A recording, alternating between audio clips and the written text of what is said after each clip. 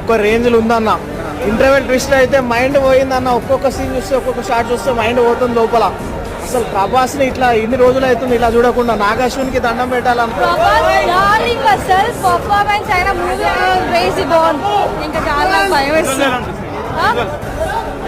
Hollywood level పై అసలు ఇప్పటి వరకు ఎవరు తీయలేదు. అసలు హాలీవుడ్ లెవెల్ ఎవరు తీరు, ఇంక తీరు కూడా.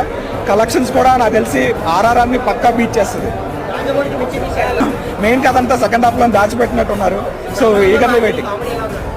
కామెడీ కూడా చాలా బాగా. ప్రభాస్ని ఎలా అయితే చూడాలనుకున్నా అలా చూపించాడు భయ్యా. Full satisfied. First half introduction కి మాత్రమే టైం తీసుకున్న డైరెక్టర్. సెకండ్ హాఫ్ లో బాగుంటుంది స్టోరీ. ఇంట్రొడక్షన్ బాగుంది. కాంప్లెక్స్ గురించి, శంబాల గురించి, కాశీ గురించి బాగా చూపించారు ఫస్ట్ హాఫ్ లో. ప్రభాస్ ఎంట్రీ బాగుంది. ఇంకా బాహుబలి 1 మించింది, బాహుబలి 2 వచ్చింది. బాహుబలి 2 నుంచి మించిన వచ్చింది సలార్ వచ్చింది. సలార్ని మించి వచ్చి కల్కి వచ్చేసింది ఆల్రెడీ. బునల్ పనే కొన్ని రోజులు ఉందంటారు. ఆల్రెడీ లేదు, బునల్ పనే స్టార్ట్ అయిపోయింది.